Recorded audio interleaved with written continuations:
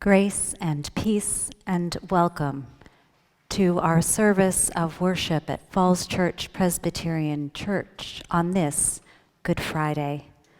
We are glad that you have found yourselves here as we come to the heart of our story, as we come face to face with betrayal, with denial, with death. Please join me in the responsive call to worship. Behold the cross on which was hung the salvation of the whole world. Come, let us worship. Behold the cross on which was hung the salvation of the whole world. Come, let us worship.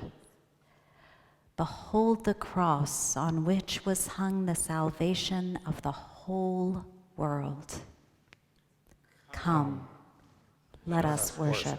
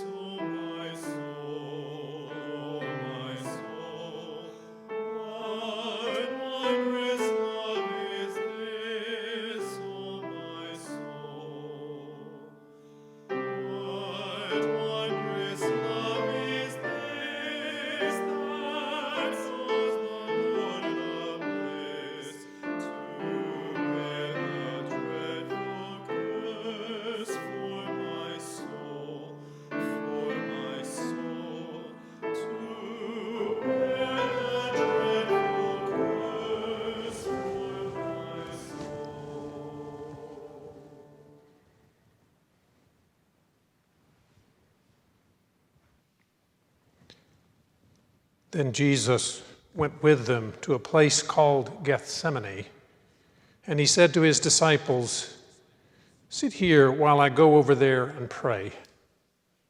He took with him Peter and the two sons of Zebedee and began to be grieved and agitated. Then he said to them, "I am deeply grieved, even to death. Remain here and stay awake with me."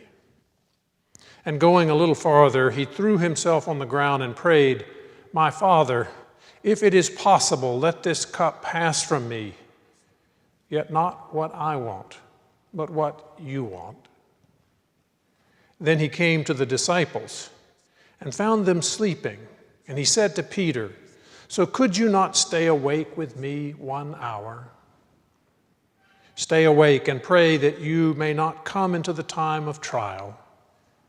The spirit is indeed willing, but the flesh is weak."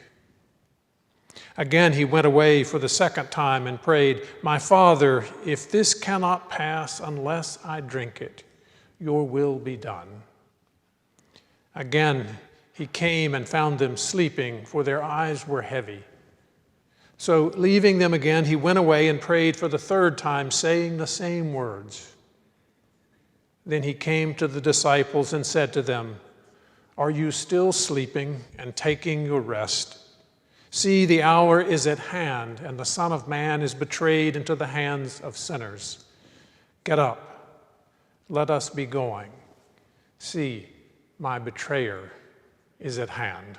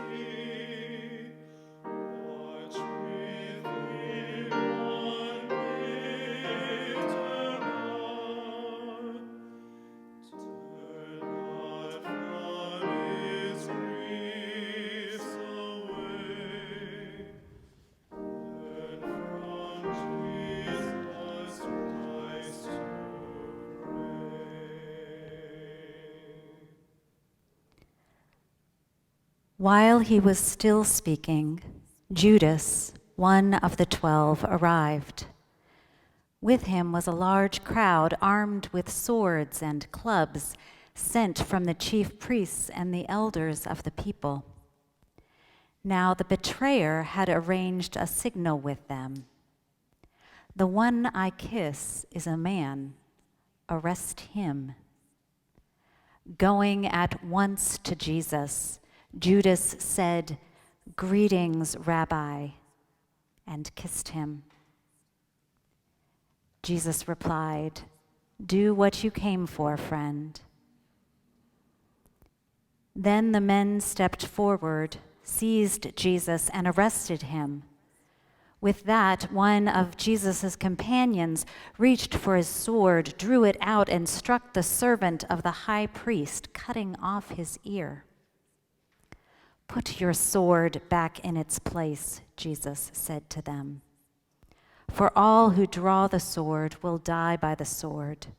Do you think I cannot call on my Father, and he will at once put at my disposal more than 12 legions of angels? But how then would the scriptures be fulfilled that say it must happen this way?" In that hour, Jesus said to the crowd, "Am I leading a rebellion that you have come out with swords and clubs to capture me? Every day I sat in the temple courts teaching, and you did not arrest me. But this has all taken place that the writings of the prophets might be fulfilled." Then all the disciples deserted him and fled.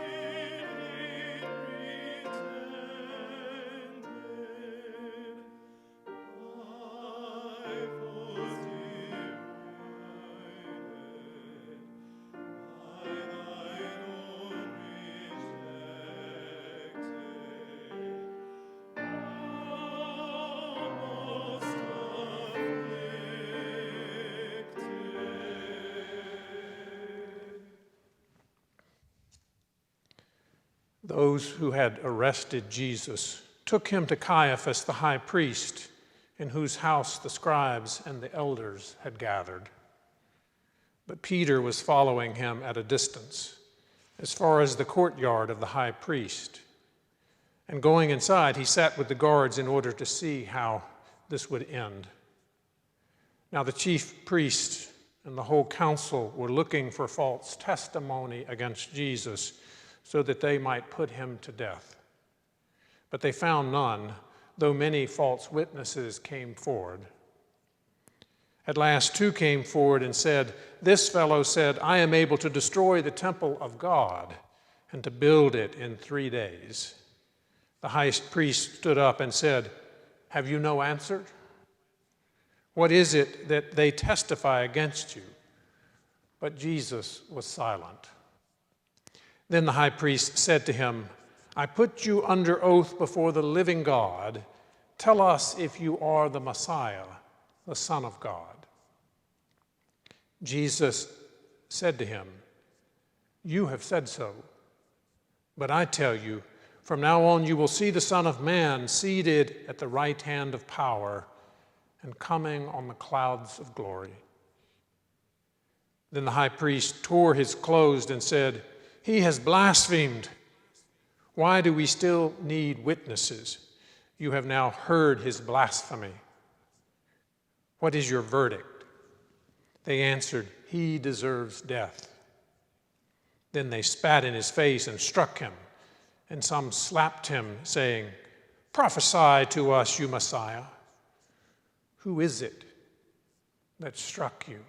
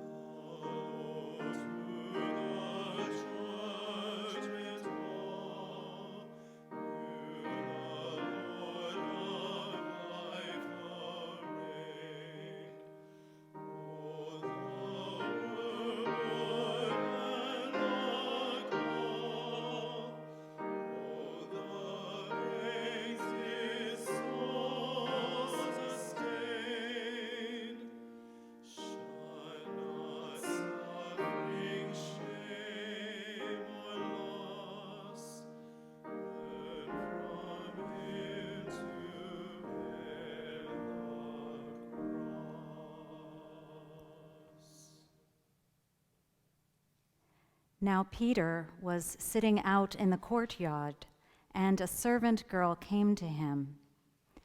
"You also were with Jesus of Galilee," she said. But he denied it before them all. "I don't know what you're talking about," he said. Then he went out to the gateway, where another servant girl saw him and said to the people there, "This fellow was with Jesus of Nazareth." He denied it again with an oath, "I don't know the man."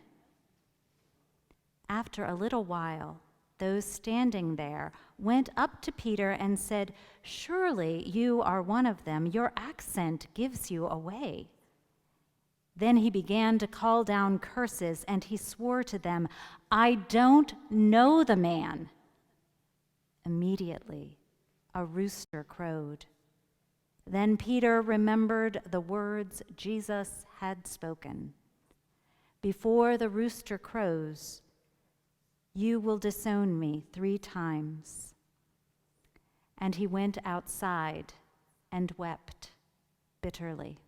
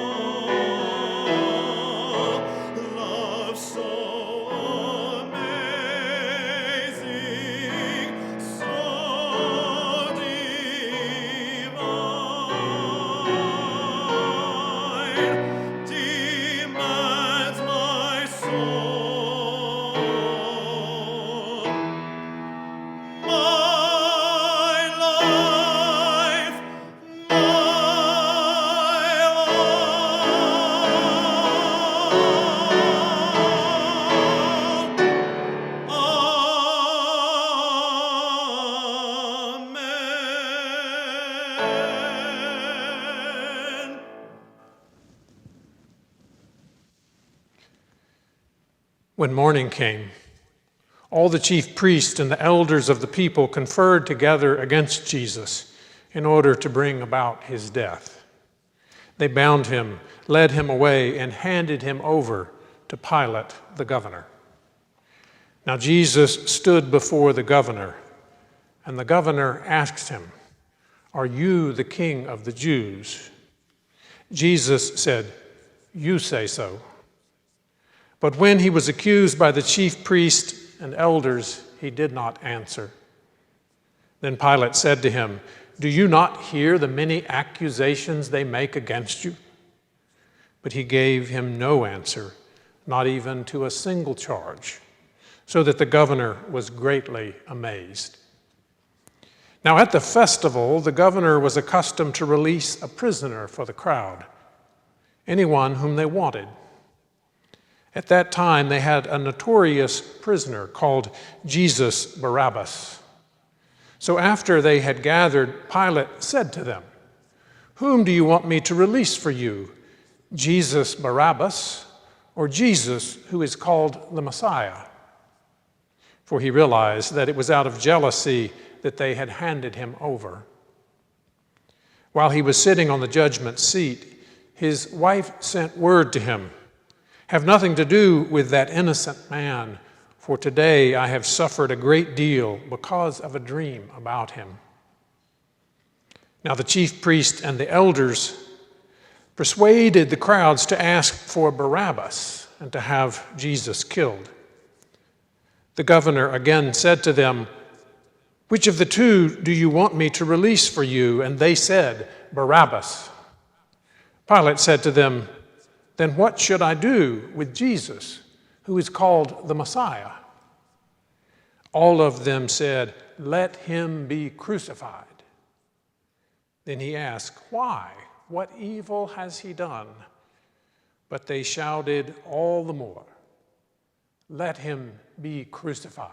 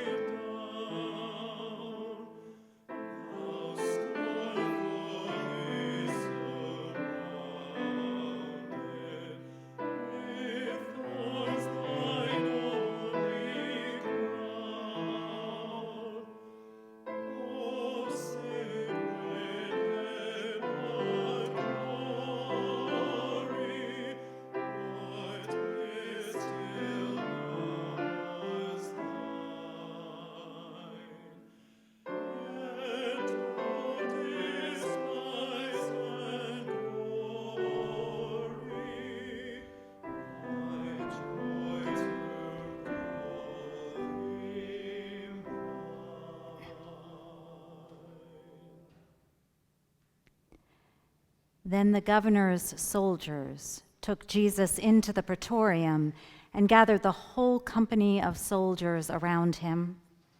They stripped him and put a scarlet robe on him, and then twisted together a crown of thorns and set it on his head. They put a staff in his right hand. Then they knelt in front of him and mocked him. "Hail, King of the Jews," they said. They spit on him and took the staff and struck him on the head again and again. After they had mocked him, they took off the robe and put his own clothes on him. Then they led him away to crucify him. As they were going out, they met a man from Cyrene named Simon, and they forced him to carry the cross. They came to a place called Golgotha, which means the place of the skull. There they offered Jesus wine to drink mixed with gall, but after tasting it, he refused to drink it. When they had crucified him, they divided up his clothing by casting lots. And sitting down, they kept watch over him there. Above his head, they placed the written charge against him: "This is Jesus, King of the Jews." 2 rebels were crucified with him, one on his right and one on his left. Those who passed by hurled insults at him, shaking their heads and saying, "You who are going to destroy the temple and build it in 3 days, save yourself. Come down from the cross if you are the Son of God." In the same way, the chief priests, the teachers of the law, and the elders mocked him. "He saved others," they said, "but he can't save himself. He's the King of Israel. Let him come down now from the cross, and we will believe in him. He trusts in God. Let God rescue him now if he wants him, for he said, 'I am the Son of God.'" In the same way, the rebels who were crucified with him also heaped insults on him.